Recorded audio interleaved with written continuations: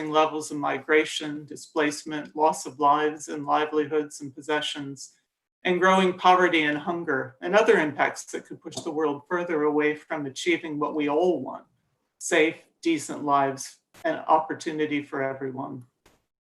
Tackling this problem requires a major rethink of how we deal with crises, with traditional humanitarian aid systems unlikely to keep up with the rising tide of disasters. We need to be thinking about how to manage mental health risks, for instance, as well as physical ones. And we need especially to be finding ways to prepare ahead of time to ensure that extreme weather or other climate impacts don't turn into disasters. We need to find new ways to get funding where it's most needed, to set up social protection systems, to channel money to the most at risk, to build new kinds of coalitions, and to build political will and public support for tackling the growing risks in climate change itself. Because that's the truth. Unless we find ways to cut our emissions swiftly and in line with what the scientists tell us is needed, no amount of preparation will help us ride out this mounting storm. The good news is that public concern about climate change is growing, thanks in no small part to some strong youth movements, and lots of smart ideas are being tried out to deal with the threats, many of them by the Red Cross Red Crescent movement and its partners. I was in Fiji a couple of years ago after Category 5 Hurricane Winston and saw how mental health counseling was being added to traditional recovery efforts as workers saw that recovery wouldn't happen without it. In Africa's Sahel, I've seen how early warning systems and better climate information for small-scale farmers is cutting losses, and how giving women a bigger role in decision-making is ensuring efforts to shortcut disasters actually work. We've just seen in Bangladesh how getting money into the hands of those at risk before a storm strikes or another disaster can help them protect their assets, cut losses, and reduce the funding needed for recovery assistance. Many more smart changes are needed, and some are in the works, and that's what we're here to hear about these next 2 days. Thanks again for inviting me to moderate this panel. It's a privilege to be part of an effort that could have a major impact on protecting people's lives and futures if we can all push toward better answers to the coming problems. Let me introduce our panelists for this opening discussion. With us, we have A.K. Abdul Momen, the Foreign Minister of the Government of Bangladesh; Simon Steele, the Minister for Climate Resilience, Environment, Forestry and Fisheries, and Disaster Management for the Government of Grenada; Francesco Rocco, President of the International Federation of Red Cross and Red Crescent Societies; and Emilat Nantume, the Wyandotte focal person for the Uganda Red Cross Society. I'm going to start with an opening question for each of them and ask them to speak from their personal experience for 5 minutes. Minister Momen, in Bangladesh, we see an inspiring picture of resilience and hard work, not only to address the climate challenge within the country, but also in support of other climate vulnerable countries. But we know there's a lot to be done globally to meet the scale of the climate crisis. In your view, what should the international community be focusing on right now?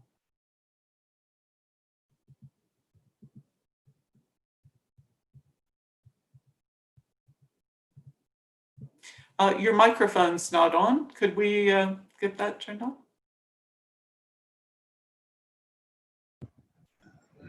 Thank you. Perfect. Looks like I'm okay. Thank you, Laurie, for asking me the question. Let me tell you first that climate issue is a global issue, and it has to be resolved globally. All countries has to work together in collaboration, in partnership, with commitment to face this challenge. Now, you asked me let me tell you about my Bangladesh experience. We are one of the most vulnerable countries in the world in terms of climate change. Share numbers, because there are some estimates. If there is 1 meter sea level rise, it could, inundate around 20 to 25% of our landmass, which means there could be a displacement of 30 to 40 million people. Where will they go? So that immediately talks about our development issue, talks about security issue, because where will they go? Even right now, we are facing a lot of river erosion, and we have to accommodate them. Now, so what we did, we created many of the home-based, nature-based solutions. to reduce the impact of climate change, we have built, the cycle shelters. Involve thousands of people participation in the early warning system. Result is spectacular. In 1970, we had a big cyclone and tidal waves for which around 500,000 people died. But in 2009, we have similar, cyclone and tidal wave. And you'll be happy to know, we don't want anyone to die, but you'll be happy to know 190 people died only, not 500,000. So it looks like if you're committed and you create ways of doing things, you can save humanity. You can save human beings. We have been, providing, we are not a rich country, but we have been providing even 7.5% of our budget each year for the climate issues. Around this year, around $3 billion. Now, I believe we are doing on our own. Many other programs, we have very innovative programs we have created, and I can go on later on. But your basic question, how these climate issues should be handled? What are the major issues? I think major issues we want from the international community, supporting the climate change, financing, means of implementation. The SDG number 30, we should provide adequate funding for them. So all have to work together. We should aggressively pursue the NDCs so that we can reach to 1.5 degrees centigrade. Because we have Bangladesh, particularly, we are now currently chair of the 48 vulnerable countries, the forum of most vulnerable countries, and it is affecting all of us. And therefore, we have to pursue aggressively so that the countries, follow through their commitment of NDCs.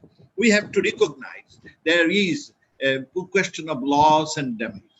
For example, because of my river erosion, because of the erratic climatic changes, we have so much of loss each year, and we have to rehabilitate them. So many people are being displaced. What to do? We cannot do it alone. Our contribution to the global warming is almost minimal, but yet we are facing this music. So we must not be facing this. All have to work together, and therefore we must recognize the issue of loss and damage, and we must allocate some fund for rehabilitation of these displaced people. It's a big issue, and we have to do something for it. I think we have to, the promised funding. During the SDG discussion, I was very much involved in it. And during that time, we got a lot of lofty promises, $100 billion a year for climate change. Unfortunately, we don't see any face of it. It is time that we must come forward. Because you are right, Lori, you said right. The pandemic, the climate issue is much more than that of pandemic, the corona pandemic. And when it comes, there would be not enough to do, because there is only one planet. There is no plan B. We have to work together. In Bangladesh, our parliament has adopted a resolution overwhelmingly with consensus. And that resolution is planetary emergency. So whole country, whole world should work together to face this planetary emergency. It's coming up. I think we also need to do, we are doing our best in adaptation, but there has to be some transfer of technology. While we have all this frequent river erosion, some other countries develop better technology by which this sort of river erosion has been is within the control. And we need those technology also. We must go green. This is an important issue, and we must change our behavior. We must not waste enough. We must save and don't waste and don't lose. And we have to come up each year, Your Excellency. Lori, in the last disaster in Japan, they estimated that each year, because of the climate changes, the total loss to the global community is more than $1.7 trillion. And only in Sandy in New York, you see only a small one, Sandy in New York, it costs $650 billion. Small countries like us, poor countries like us cannot afford to do it. And therefore, we all have to come together and work hard. We are doing our best. What we did, we have started a number of adaptation programs. We have created our own, trust fund. with our own money. And with that trust fund, we have initiated many projects, almost 800 projects. Half of them are being implemented. So we are doing on our own. We have, you see, as I said, we have created around 14,500 cyclone shelters, and these are saving human lives. We have created 62,000 volunteers, and they, try to save humanity. And we created all those early warning systems. We have done, this year is the 100th anniversary of the father of Bangladesh, Bangabandhu Sheikh Mujibur Rahman. And in honor of him, we are planting around 10 million new trees across the country. We will be reaching the SDG goal of 25%, the afforestation. Very soon, hopefully, we'll do it. We are creating, it's not so that our trees, whatever we plant, it survives. And therefore, for each tree, we are putting some school children. We have created a new forum, and that forum is known as Youth Adaptation Network. They will be practicing habits so that we can go for mitigation as well as adaptation. So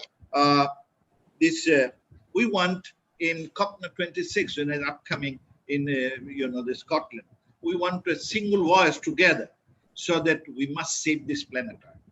Because as I said, we don't have second planet, and we have to save it. And if we don't save it, you see, if we don't face the challenge, the problem is it would be too late.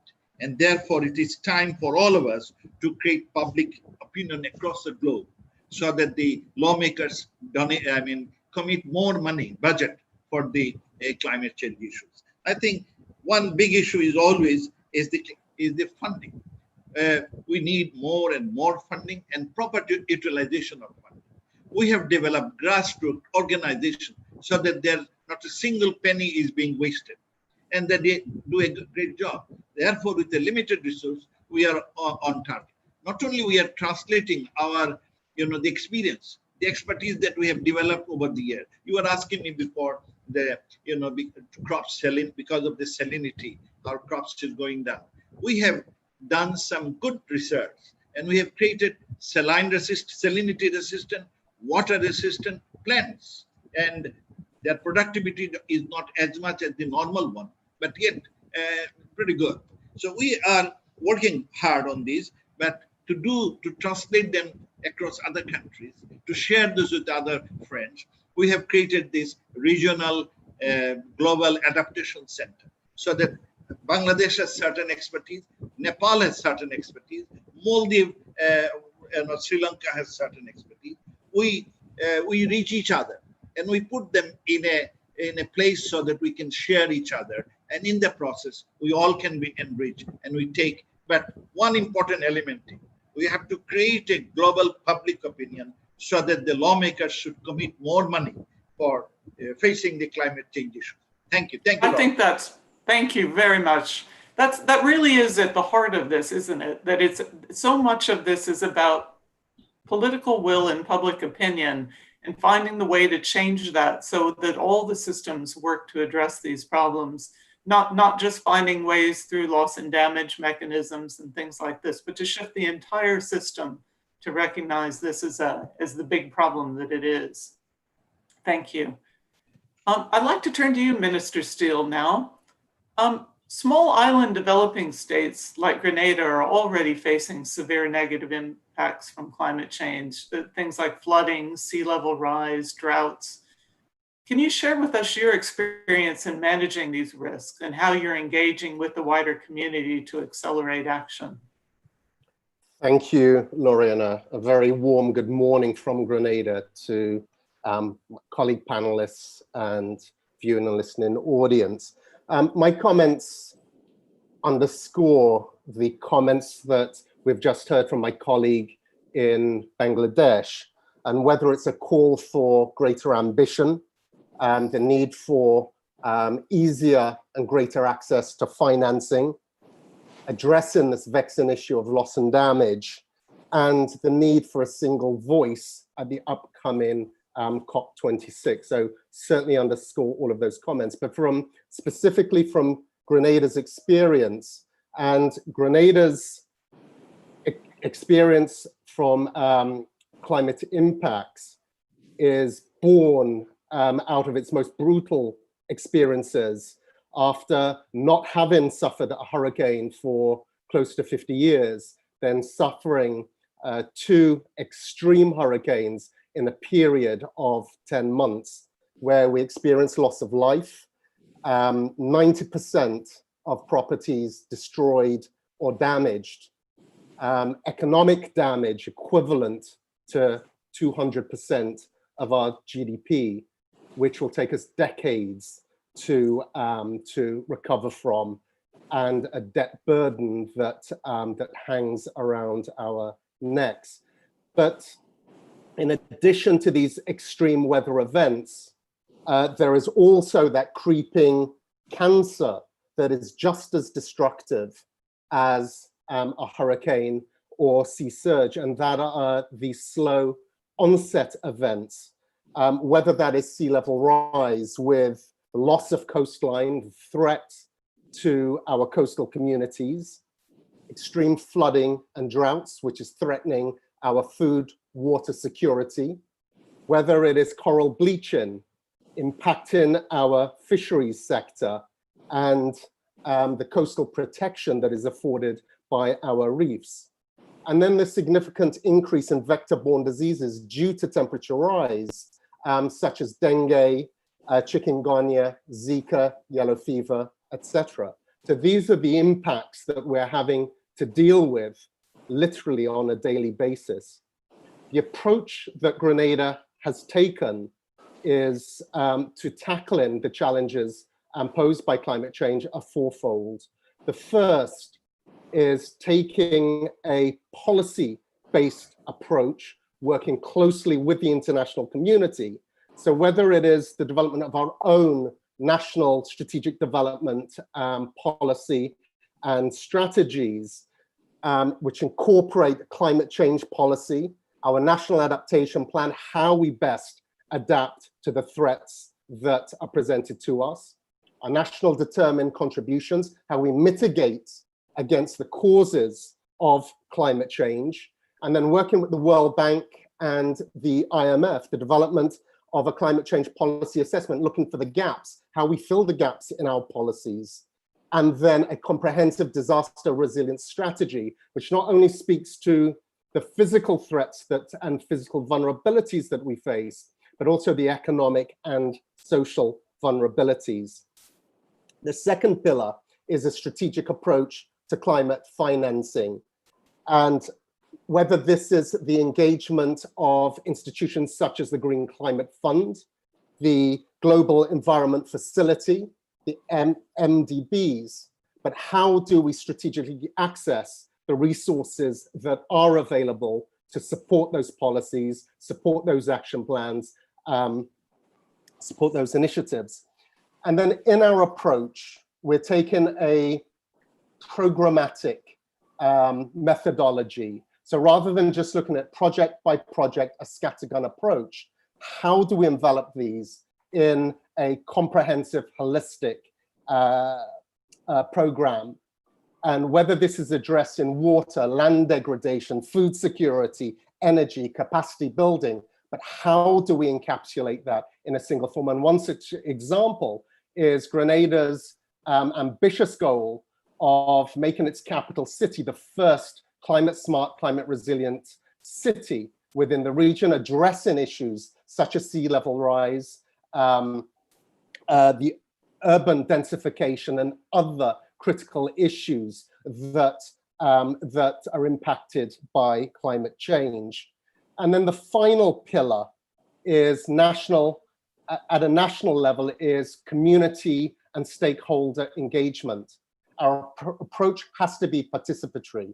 It has to include all stakeholders, our people, not only in the discussion, but in terms of the actions that are required in order to support that. And then I come back to this need. We have the ambitious plans. We know what we need to do. It is the support from the international community that's absolutely critical to underpin those actions and will determine whether we're successful or not as we move forward. Thank you. I hope I can expand on this in some of the questions that will follow. Thank you, Laurie. Yeah, thank you very much. I mean, it really is interesting, isn't it? This is a big problem that crosses so many different things, and it's not a matter of working on one part of it. It really is working across this in so many things at once, both within countries and then at a bigger international level. So joining up the response is huge. Mary, I'd like to move on to you. Your book, Climate Justice, talks about hope and resilience in our fight against climate change. How do we balance the need to be honest about the huge risks and still inspire hope and a push for action? And what more should we be doing to influence the powers that be and inspire individual and community action to ensure a sustainable future? Thank you, Laurie. And I would actually like to begin by building on what you said yourself and also Ministers Moman and Steele about the urgency and the need for action. That's critical. And I was actually very pleased about this Red Summit because one of its objectives is to harness the Red Cross, Red Crescent movement and its partners in tackling this crisis. And I think that's what we have to do. Minister Steele talked about participation. I do think that's incredibly important. And I also believe that we won't get a real sense of participation by people unless they feel it's something that they should engage in. And I think if we frame it around justice, more and more people will engage, and this will give us the movement that we need. As you know, I've been for a long time speaking about climate justice. So let me outline the 5 layers of climate justice that we need to be addressing. And the first is that climate change disproportionately impacts the poorest countries and the poorest communities and small island states and indigenous peoples. And we have representative of Bangladesh and we have representative of Grenada, both reflecting that. And they are not responsible for most of the emissions, a very small portion of the emissions. So that is an injustice. And it's also a racial injustice because a lot of the people affected are brown or black or indigenous. And it fits in a way the movement of Black Lives Matter, which is a movement now sparking similar approaches in different parts of the world and questions about colonialism. So that's the first injustice. The second one is within that the gender injustice, that women have less power, often have less rights like land rights, have more defined and narrow social roles sometimes, and yet have to put food on the table, have to build resilience in their communities, and have to be actors for change, which is what I was writing about in my book on climate justice. And thirdly, we have the intergenerational injustice that the children have reminded us about so effectively and called us out, called us to account that we're not providing a safe future for them. And the fourth layer is a subtle one, but it's one I think we really have to think a lot about. It is the injustice of the pathways to development in the world. The pathway to development of the industrialized countries was fossil fuel. And we built our economies on fossil fuel. We must honor the workers on fossil fuel and coal, oil and gas. And as we now wean ourselves off rapidly and urgently, we must do it with just transition. But think about developing countries. They have to bring their people out of poverty and develop. And they now have to do it with clean energy as much as possible. And that's what they want to do. But they need the technology, they need the investment, they need the training, they need the skills. And we're not providing that in a way that we should. So that's another injustice, a lack of solidarity about that. And the fifth layer is Mother Nature herself, the injustice we're doing to her, the loss of biodiversity, the report in May last year about the potential extinction of 1 million species, and the simple way in which we're undermining the ecosystems that sustain us in our humanity and sustain all of life. So really, I think we can harness a global movement, a Red Cross, Red Crescent and partners movement, and many, many others, the children, the young people, the women, link the Black Lives Matter, the Me Too, it's all connected. And COVID is valuable there because COVID has been a mirror to all of these inequalities. It has exacerbated the inequalities in our world, but it has also taught us 4 lessons that I'll outline very briefly in conclusion. And the first lesson is that collective human behavior matters. That's what's preserving us from the pandemic in the absence of a vaccine. It's our compliance with lockdown, if necessary, with social distancing, hand washing, etc. Secondly, government matters. And I'm sure, Laurie, like me, you're pleased that it's women-led governments that have been doing particularly well. Thirdly, science matters. We've been listening to the health experts. They're side by side with government officials in determining phasing of how we cope with COVID, and rightly.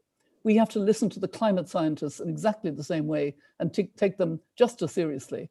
And the fourth one is a kind of subtle one, but I think it's important. Compassion matters. So we see now, because everybody's affected by COVID, not equally, of course, because it actually exacerbates inequalities, but we're all affected. And that opens us to an empathy for those who are suffering more.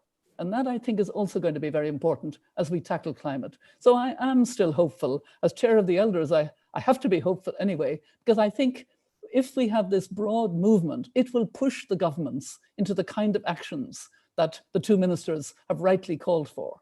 Thank you. Thanks so much, Mary.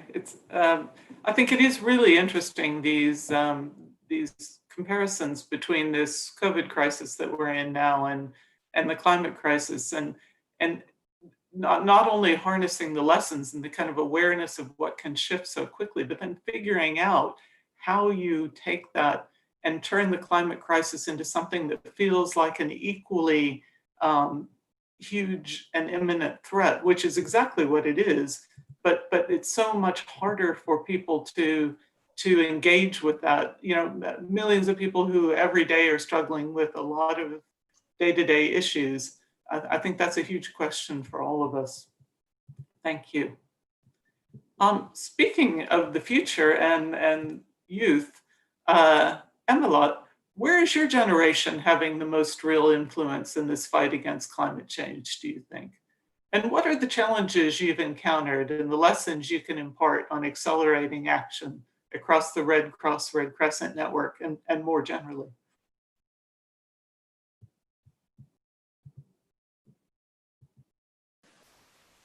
Thank you, Laurie, for the question. And thanks for the great opportunity to be part of a great team that is going to force change.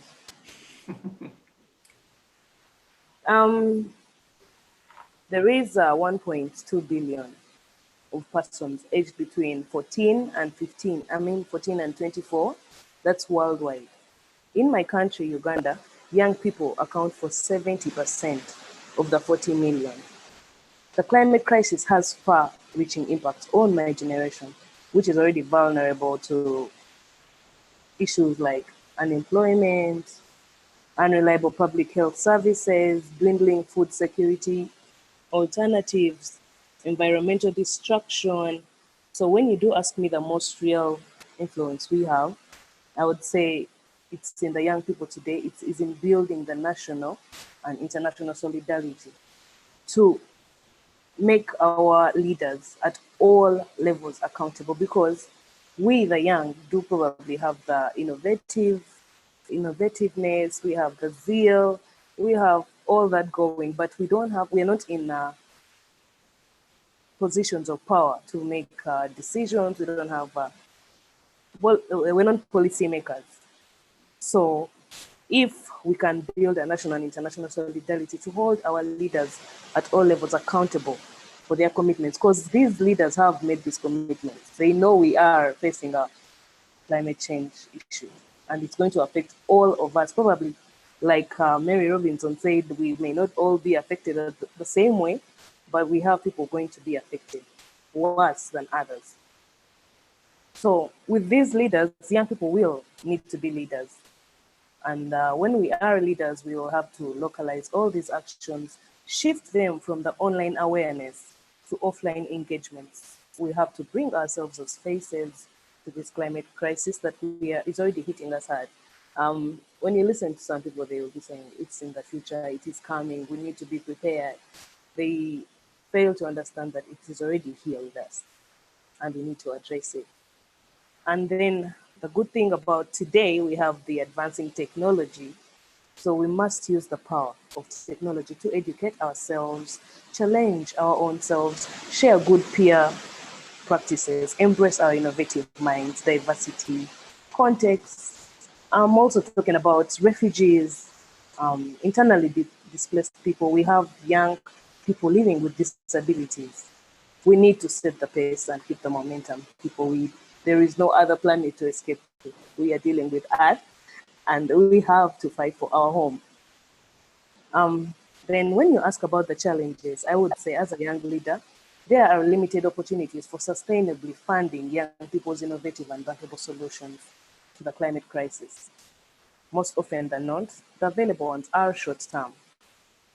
And these short-term are usually embedded in other bigger projects, which are lacking the peerness that young people bring on board. Up until 2018, we became the first country, I'm happy to announce, we became the first country to pioneer WireAdapt as a tool to engage young people in climate change adaptation. Before that, there wasn't any friendly way to teach or pick the minds of the youth on actions that can help us adapt to the climate change. So this would be great. This WireAdapt movement needs to be scaled up real big to reach the most vulnerable young people out there. These are people who are going to be mostly affected. The girls in communities, probably, because we have communities, if there is no enough money, they would send the boy to school first, saying the girl is this. Probably even, we don't know, if these calamities come down, they may want to save the boy child first. And then we have girls, we have young women, we have children going on. Yes, and at the moment, Uganda is still in the process of enacting the climate smart legislation, that is the climate change bill. As we speak right now, it is tabled to Parliament for the second reading, which is going to happen in October. We have the wetlands bill, we have the disaster preparedness and management bill, and all these, the young people are part of the discussion. I only hope that when it is time to do the implementations, we are a part of it too. Thank you. Thanks so much. I mean, I think you're really right. I have teenage children myself, and I look at this ability to engage with technology and connect with each other, and just marvel at this in young people. And it seems that this is such a force, if it can be used for good and to spread education and knowledge and to build pressure on the people that do need to take action. I mean, obviously, it would be fantastic to have more young people actually in power making these decisions, because so much of what is decided is going to impact so heavily on younger generations. But giving more ability, harnessing this innovation and energy and technology to try to put pressure now where it's needed, it sounds fantastic. As well as working, as you say, within countries to actually share the information and engage people in adaptation. I wanted to now ask Francesco, the Climate Red Summit is one of the ways that the Red Cross Red Crescent Network is changing the way it works. But as you said in your opening statement, it cannot do it alone. To succeed, it needs to collaborate and mobilize more people, businesses, international and local organizations, and so on. How hopeful are you that the network will make that transformation and meet the scale of the crisis now and in the future? Thank you so much, Lori, for your question, and thank you to all the panelists who are participating to this important Climate Red Summit and for the inspiring words. I think how hopeful I am.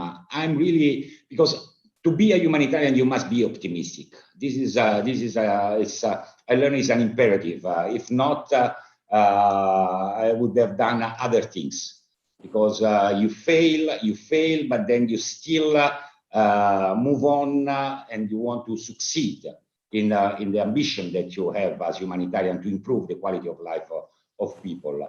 And also what I learned, not only to the climate crisis, but also to the COVID-19 pandemic, is that we do need team effort. This cannot be done by groups or humanitarian agencies alone, but it must be really a team effort. We, as a Red Cross or Red Crescent, this is what we are trying to do. This is the way we work. And I think that we have proven in many occasions that we are able also to adapt to the several challenges that we have on the ground. I want to use only one example, and it's about the way we are working with migration that often is related to the climate crisis, and in the way we work together in the countries of origin, transit and destination all together as a team. And but this is not enough. I want to just start with one little example that for me was very, very important. Last year, just before the UN summit on climate change, I went to Bahamas, which have been very heavily affected by the Hurricane Dorian. And I was really impressed by the level of devastation of that hurricane. I went to Great Abaco and I saw that the island was completely empty as a ground zero. No buildings, no neighborhoods, no streets, nothing was left. And I had the experience of how devastating are such events on the ground. And I also had the opportunity to speak with the people, the affected people, and with the institution at local and national level, and other colleagues or other humanitarian agencies. And so on one hand, I was shocked by the level of devastation. On the other hand, I was so impressed by the quality of working together and how I was able to impact and having an impact to the local communities. So this is just to give an example of how we, as a Red Cross, Red Crescent, working together, working as a network, working with other agencies, and building this kind of team effort is extremely important.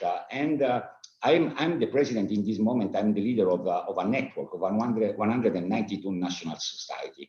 And I learned also how important it is to be ready to support the local actor, our sister national societies on the ground. So normally we don't take the lead, we support the leadership on the ground. This is another aspect extremely important. Ready to support, always ready to be there, but always one step behind the national society that must lead, because they are those who are able to detect and read the needs at local level. And that this is the path that I think that we must follow together. So the green investment must be combined with the role of the local actor. But I would like to take another aspect of the work. EMILOT, of course, is one of the best examples of our committed young people in our Red Cross, Red Crescent network, and the millions of them, of our volunteers, are working on the ground with the local communities.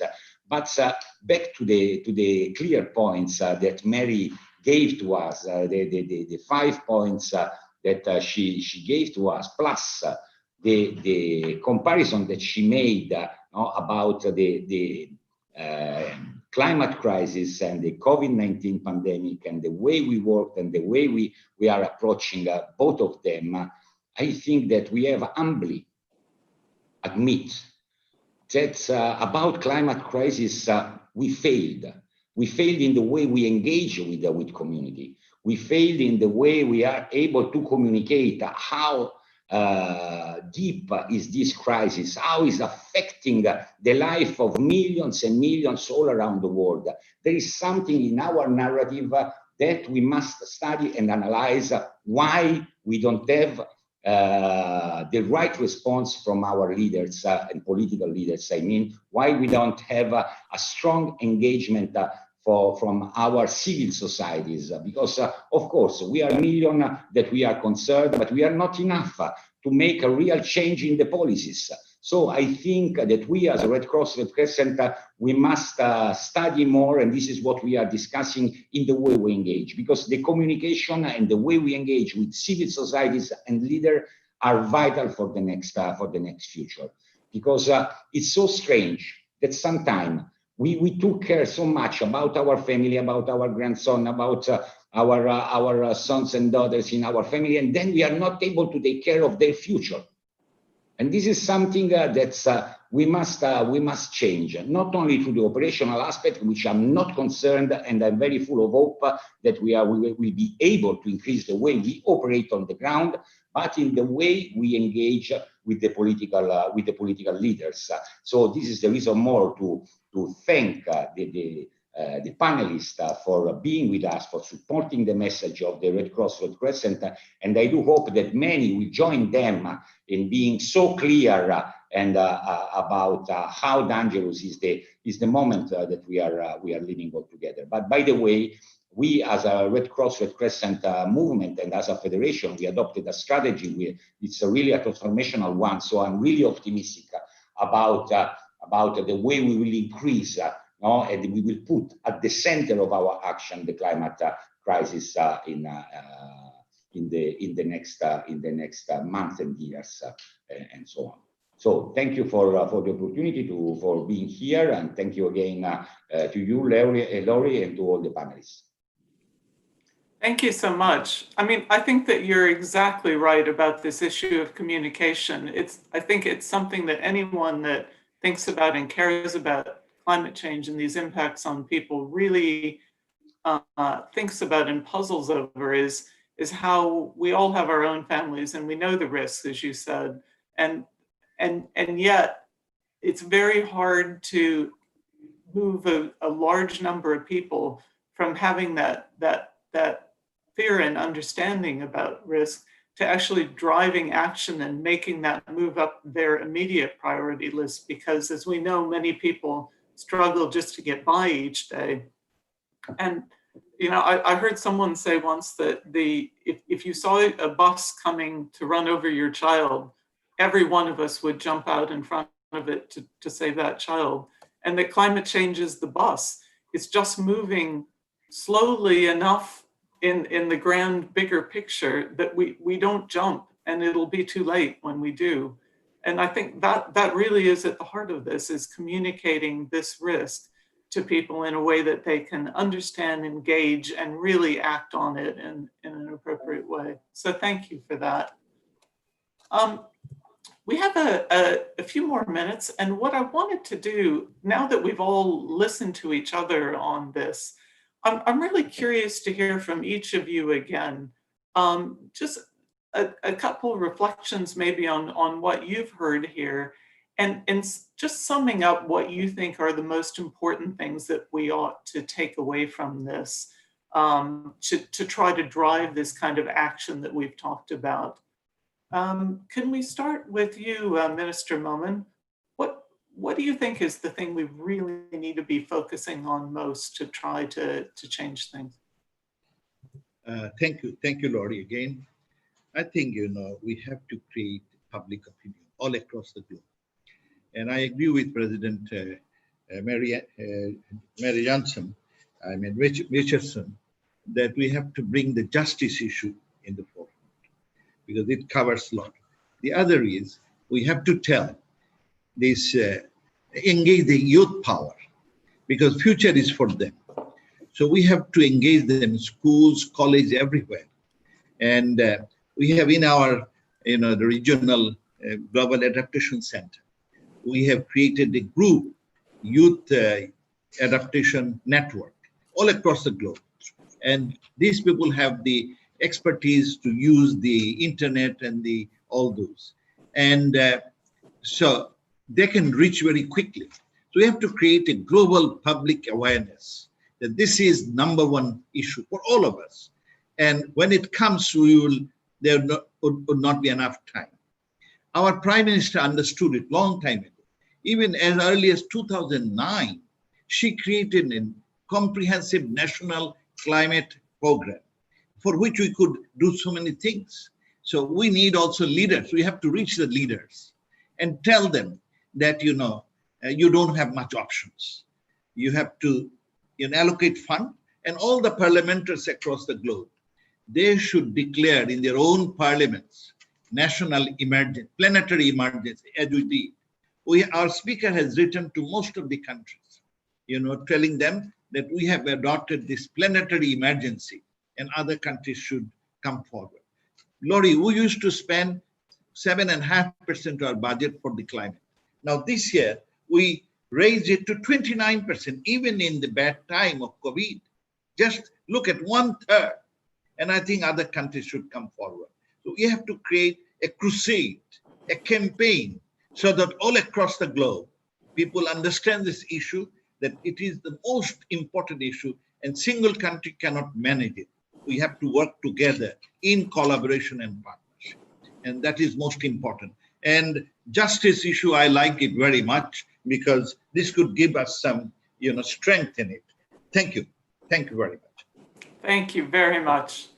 Minister Steele, what do you think? What caught your attention in this, and where would you see the big chance to push forward? I think one of the key messages or key takeaways is the need for us to work together, our collective responsibility with regard to climate action, and the need for an inclusive approach. When I look at small island developing states such as Grenada, we are 43 out of the 190 plus parties of the UNFCCC, and we can't be taken for granted. We're not there just to be presented as poster children of vulnerability, but we can also play an active part in the solution to this. As 43 members, we may be small, but we are numerous.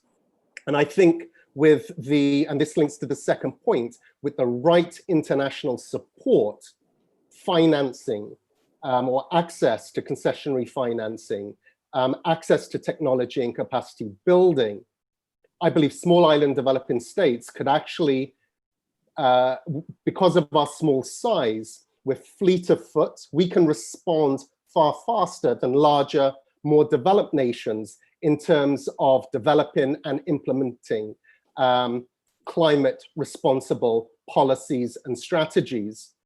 And we have an opportunity to be exemplars as to how things can be done. And I think that is something that is that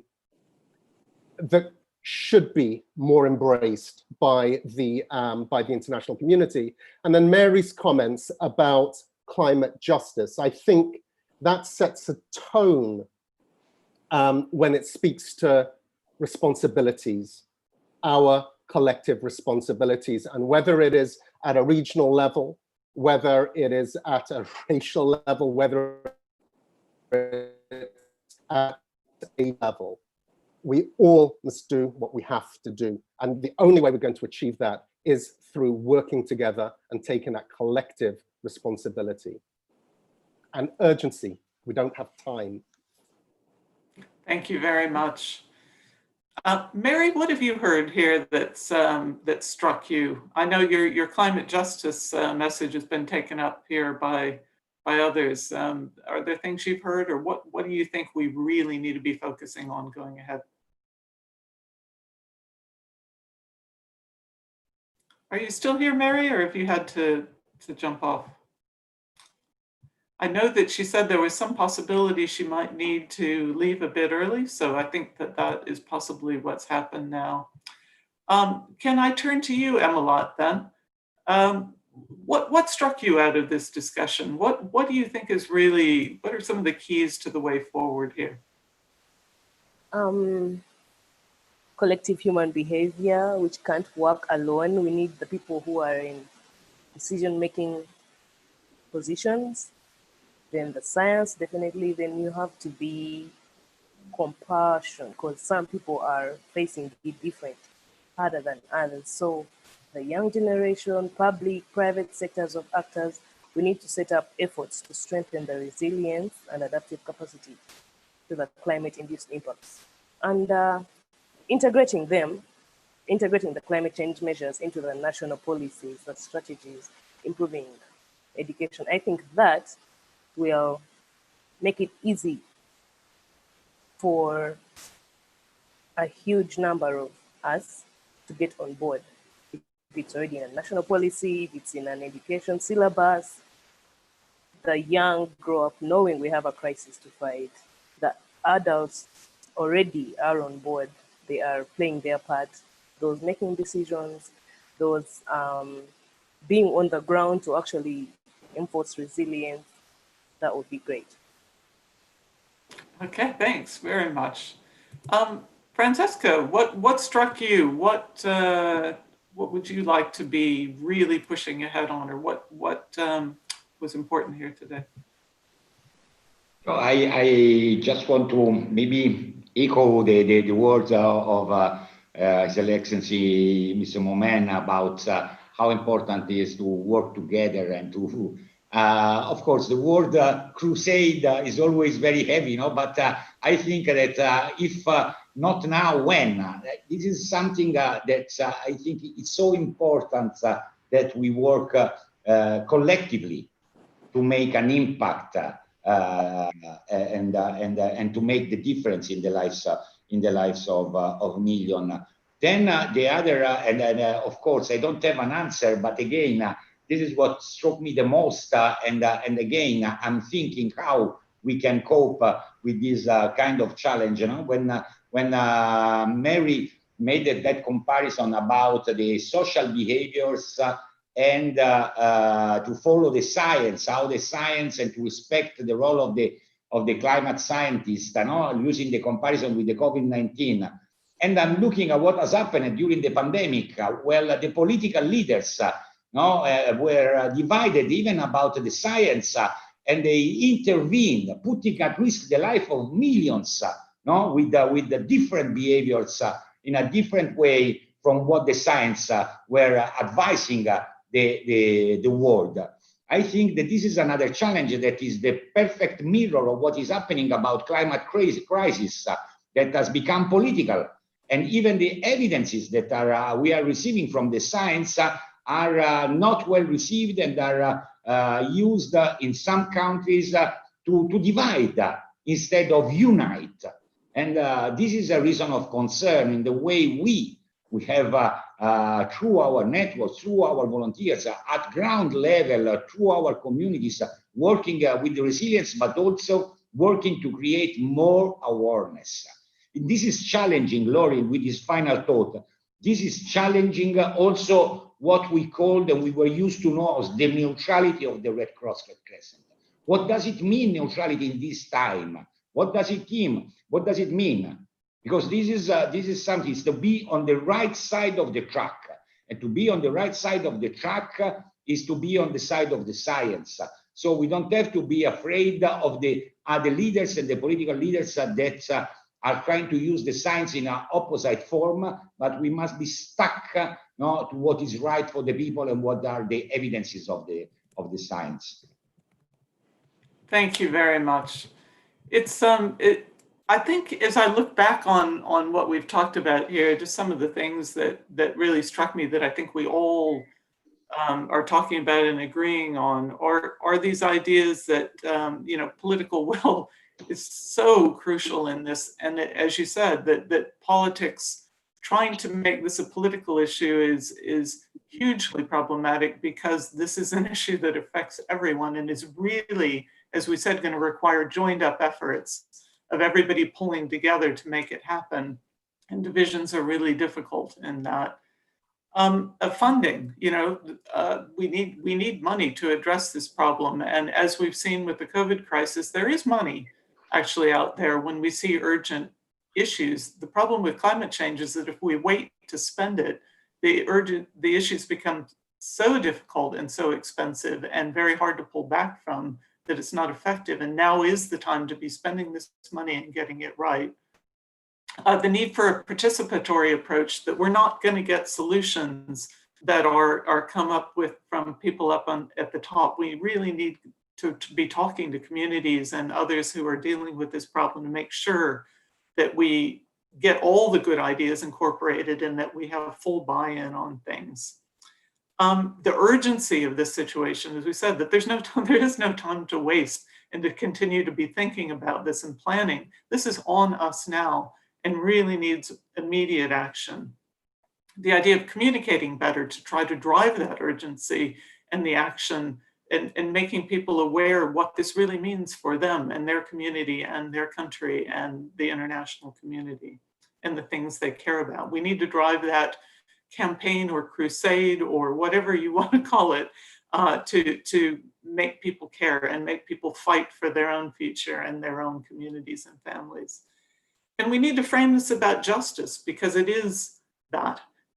There is no better way to make people act on this than to see that it is a great unfairness. And in all those ways that Mary mentioned, that we need to really ensure that we are pulling everyone through this crisis and helping everyone. And then I think, some of these last comments about Mary's that, we've shown with this COVID crisis that collective human behavior matters and works, and we can do these things, that good government leadership matters, that the science matters, and that compassion matters. And I think those are the kind of framings that can help us move ahead in this and try to figure out some answers over these next couple of days. I just want to thank you so much for all of your time. And it's really been a pleasure to moderate this. And I hope that you'll tune into as much as you can of the rest of the next 2 days. And I think we're turning now to Francesco going to give his opening remarks. Thanks very much.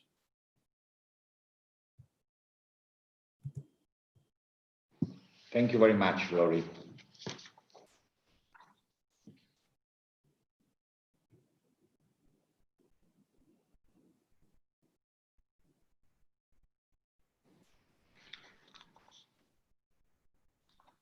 Your Royal Highness, Your Excellencies, esteemed participants of the Climate Red Summit, Red Cross and Red Crescent colleagues, ladies and gentlemen. Welcome to this first ever Red Cross and Red Crescent virtual climate conference, the Climate Red Summit, which I'm honored to open today. I'm excited about the enthusiasm that Climate Red has already generated. More than 7,000 people have registered from over 180 countries. This shows that we all recognize how critical this issue is for our humanitarian work.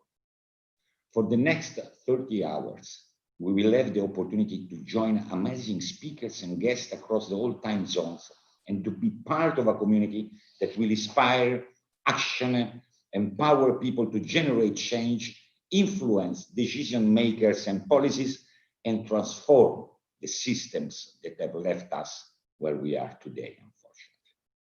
This is what the Climate Red Summit is all about. Act, empower, influence, and transform. And furthering our commitment on climate, this summit is virtual. By hosting it online, we have contributed to saving the equivalent of something in the order of 10 million kilograms of CO2 emissions. Going virtual will also bring greater impact as we are targeting a broader audience and can reach out to a larger group of interested communities, organizations, and individuals. And of course, it keeps us safe in times of COVID-19, demonstrating that what's good for the climate often makes good sense anyway. Over 20 years ago, in 1999, the International Conference of Red Cross and Red Crescent asked our national society and the states party to the Geneva Convention to look at the future humanitarian consequences of climate change. That possible future that we feared 2 decades ago is now our reality. The impacts of the climate crisis are here. They are increasing at an alarming pace and are a daily reality for millions of people, hitting the most vulnerable hardest. Last year, our Centennial Conference, hosted by the French Red Cross, looked at how climate change is impacting human health globally. And in 2019, our General Assembly adopted Strategy 2030 with climate as the first of 5 major challenges to be addressed in the coming decade. And the International Conference of Red Cross and Red Crescent underlined our commitment to addressing these rising risks. The call for action is very clear. Climate change is a humanitarian reality today. We must not only gear up to more efficiently counter the immediate impacts already visible today, but also mobilize our network to anticipate and reduce future threats. To do so, we must open up to new partners, strengthen our humanitarian diplomacy, and reduce our own environmental footprint. Crucially, we must transform how we work and use innovative approaches, such as this virtual Climate Red Summit, to prevent, prepare, and preempt the impacts of the 21st century's greatest threat. For some, these commitments made in 2019 may feel a long time ago. 2020 has been a very unusual and challenging year for all of us. COVID-19 has held us in a strong grip and is not letting up. Unfortunately, the focus on COVID-19 has come at the high cost for other issues, such as the climate crisis, which have been pushed from the headlines of our daily life. But we cannot afford to ignore the climate crisis for the duration of the pandemic. The impacts are still rising and hitting hard in places also affected by COVID-19, as we have seen earlier this year with the cyclones in the Pacific, typhoons in Asia, hurricanes in the Americas, heat waves and wildfires in Europe and California, floods in East Africa, and I could go on, all with devastating impacts on lives and livelihoods. All over the world, COVID-19 is hitting people already heavily affected by the climate crisis, and in some cases also burdened by armed conflict and violence. Like climate change, COVID-19 affects everyone, but vulnerable people living in disaster-prone areas are hit hardest. They are more exposed to infection, the least able to access healthcare, and deeply impacted by the loss of income. They must not be forgotten. We have no choice but to address the humanitarian impact of COVID-19 and the climate crisis at the same time. As COVID-19 spreads and infections rise, so do the impacts of the climate crisis. Our analysis has found that in 2019, there were 235 disasters triggered by climate and weather-related events, with 94.7 million people affected in those disasters. And these numbers are rising. While in the 60s, 76% of reported disasters were climate and weather-related, this proportion increased to 83 in the past decade. Over the past 10 years, there have been 2,015 disasters triggered by natural hazard, where 10 or more people were killed and or 100 or more people affected. These figures will be presented in our World Disaster Report to be launched in a few weeks' time. Last year in New York, just before the UN Climate Summit convened by the UN Secretary General Antonio Guterres, I presented the IFRC analysis of the humanitarian cost of the climate crisis in the next decades. We call that report the cost of doing nothing. It found that by 2050, 200 million people a year could need international humanitarian aid as the result of a cruel combination of climate change, of climate-related disaster and the socioeconomic impact of climate change. This is nearly twice the estimated 108 million people who need help today from the international humanitarian system because of floods, storms, droughts, and wildfires. By 2030, the international humanitarian aid required could balloon to $20 billion a year. But while there is a clear cost of doing nothing, there is also a chance to do something. We cannot prevent storms and cyclones, heat waves, and other climate and weather-related hazards from happening, but we can do something about the impacts they have. And this is where the role of the International Federation of Red Cross and Red Crescent Societies and our partners is so crucial. there are measures that can be introduced to make development more inclusive and to reduce the risk of climate-related disaster. It is crucial to invest in climate adaptation and to build resilience in the communities, countries, and regions at risk. By helping communities and countries to become more resilient, the number of people in need of humanitarian assistance will drop, along with the amount of money needed by the international humanitarian organization. Mitigating climate change by reducing carbon emission is absolutely critical, and we will do our part by reducing our own footprint and calling attention to the urgency of climate action by others. However, even if we were to cut our emissions to zero tomorrow, the world will continue to warm for decades and sea levels will rise for many centuries. Therefore, as well as mitigating climate change, adapting to it is indispensable if we are to continue to trade in a warmer world.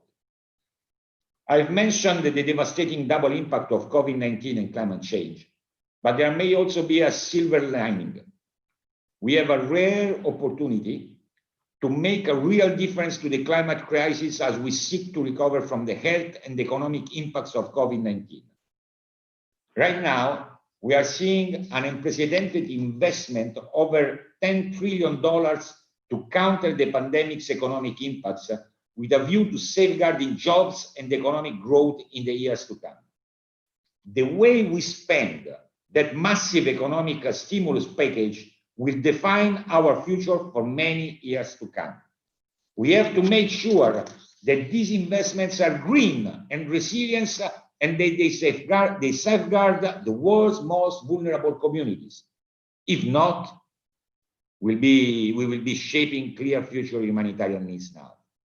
The decision made today about how we invest in our economic recovery will determine whether we can be optimistic about our future or whether we need to prepare for the alarming projection in the cost of doing nothing report.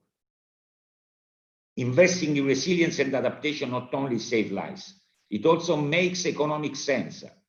Specifically, Global Commission for Adaptation Research found that investing $1.8 trillion globally in 5 different areas from 2020 to 2030 could generate $7.1 trillion in total net benefits. And the 5 areas considered for this estimate are early warning system, climate resilient infrastructure, improved dryland agriculture crop production, global mangrove protection, and investments in making water resources more resilient, all areas where our humanitarian contribution can make a massive difference.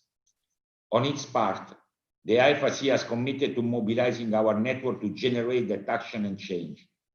We are committed to do this in the Strategy 2030, which recognizes climate as one of our 5 major challenges for the decade to come. We have also committed to scaling up our climate-smart disaster risk reduction efforts and reducing our carbon footprint, as you will hear from the IFRC Secretary General. And to meet our bold ambition and prevent human suffering, we will need to learn from each other, inspire each other, and foster new and different kinds of partnership. It is going to take an unprecedented collaboration and mobilization of people, business, international organizations, and networks to meet the scale of the crisis now and in the future. And this is what this summit is all about: inspiring action, empowering people to generate change, influencing decision makers and policies, and transforming the system that have left us where we are today. Part of this changing the way that we work. And this is precisely why we are trying for the first time ever to hold a fully virtual global summit. The IFRC is a massive global network, and we have our work cut out to mobilize our own people. We cannot do this alone.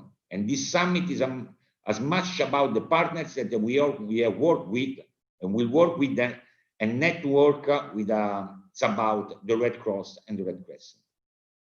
We are very keen to get started with the incredible program that has been created thanks to you all, thanks to our incredible network of Red Cross and Red Crescent members and partners. Our crowdsourced program of over 200 sessions demonstrates the diverse cross-cutting and far-reaching nature of Red Cross and Red Crescent climate work.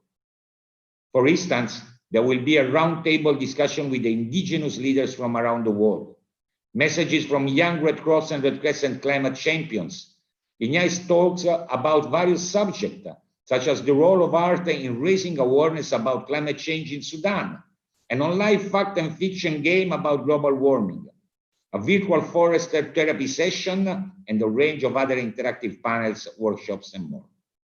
So let me take the opportunity to thank the IFRC organizing team, the Solferino Academy, Al Jazeera, the Red Cross and Red Crescent Climate Center, and all the national societies supporting this event. And a particular thank you goes to all the volunteers helping with production, moderation, tech platform, and supporting the behind-the-scenes work. I would also like to thank our partner, Open Lab at Newcastle University, who designed this Climate Summit platform for us. A tremendous amount of work goes into organizing an event like this, so may I extend my deepest gratitude to you all. You have put on a highly innovative and daring event, and will no doubt influence how we organize other meetings in the future. So before officially declaring this summit open, it's an honor for me to introduce the keynote speaker, His Royal Highness, the Prince of Wales. His Royal Highness is President of the British Red Cross, having advanced the causes of sustainability and well-being for over 50 years. His Royal Highness is currently spearheading the Sustainable Markets Initiative and the Great Reset in partnership with the World Economic Forum. I now declare this summit open and wish you all 30 hours of meaningful and fruitful discussion and a wide-ranging exchange of ideas and opinions. Let's together inspire action, empower people to generate change, influence decision makers and policies, and transform the system that have left us where we are today. Thank you.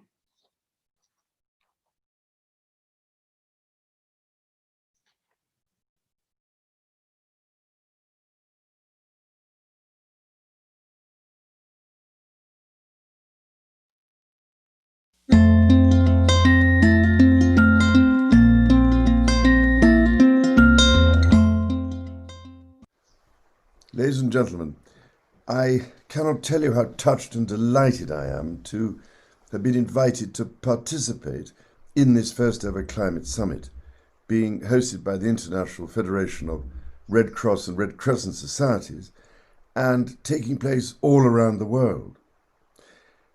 I know your network has been tackling the humanitarian impact of climate change for many years, and now more than ever, it is imperative that the long ignored issue of global warming and climate change is taken seriously.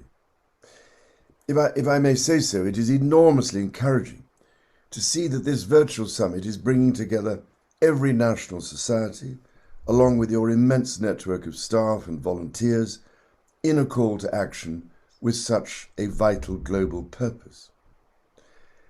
As some of you may have discovered by now, I have been talking for many years about the truly grave consequences of not acting on the twin crises of climate change and biodiversity loss. It is now at last more widely accepted that these challenges will heavily impact future generations.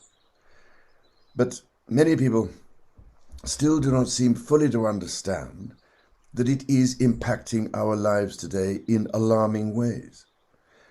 And for the most vulnerable, this is catastrophic. From homes being destroyed by severe flooding to farmers struggling to feed their families after failed harvest upon failed harvest, we are all united by the climate emergency right now. As the oldest and largest humanitarian network in the world, your staff and volunteers at the Red Cross and Red Crescent Societies so often see the impacts of climate change and extreme weather events at first hand. I recall visiting Dominica not long after the devastating Hurricane Maria struck in 2017 and was deeply impressed by the work of the Red Cross in such difficult circumstances. endeavouring to reach remote communities with aid and assistance in spite of the severe logistical challenges. Tragically, I believe we will see these extreme weather events growing in frequency and intensity as the climate continues to warm. Floods driving people out of their lifelong homes, droughts leaving communities without enough food to eat, and storms destroying livelihoods. Therefore, your work will only become more and more urgent and more vital.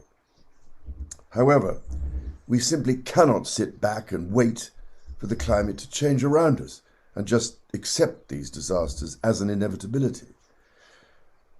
As the COVID-19 pandemic has demonstrated in recent months, we need to be on the front foot, preparing for what is ahead and making good decisions in advance. If I may, I would urge you during this summit to consider ways in which you can not only adapt to the changing world around you, but also to transform both the way in which you operate and also the world around you. When we recognize that the modern world and our natural systems are fundamentally interconnected, it seems to me that our response to the terrifying number of emerging planetary emergencies, including pandemics, climate change, biodiversity loss, public health and food insecurity, needs to be interconnected as well. This has been the motive behind my Sustainable Markets Initiative, which aims to put people and planet at the heart of global value creation while accelerating the transition to a sustainable future. With solutions increasingly available, I strongly believe that it is time to put nature back at the center of our economy. This approach presents an inspiring opportunity for climate action, innovation, and new ways of thinking about future economic growth.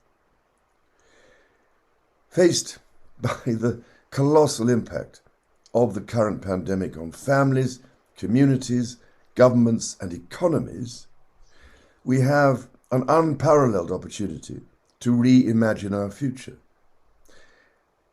As we rebuild the global economy in the midst of this crisis, we must set ourselves on a new trajectory of sustainable employment, livelihoods, and economic growth. In a period of high global unemployment, many sustainable investments can be used to build the future we so desperately need, be they in renewable energy, green infrastructure, reforestation, or agriculture. Now, I was recently encouraged to learn of the African Forest Landscape Restoration Initiative, or Africa 100, which is a country-led effort to restore 100 million hectares of deforested and degraded landscapes across Africa by 2030. This has the potential to enhance food security, increase employment opportunities, improve climate change resilience and mitigation, and combat rural poverty and all the issues that you know far more than I do about. Local lives and livelihoods, today and for generations to come, must be central to our climate efforts. This is the ethos of the sustainable markets approach. The experience of Red Cross and Red Crescent staff and volunteers at the community level in countries all over the world can play an invaluable role in helping to determine the new and sustainable trajectory we should take. This is why this summit is so important, as collaborating together, we can work with real urgency to transform our world for the better and limit the damaging effects of climate change on the most vulnerable communities that you serve.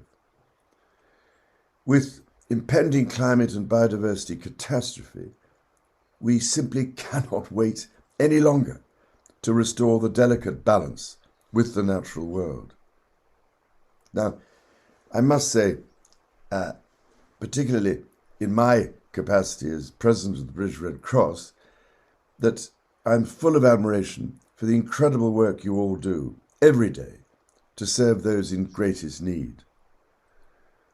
And if I may say so, you are an inspiration, and I would be delighted to work with you all in the weeks and months ahead on this most urgent agenda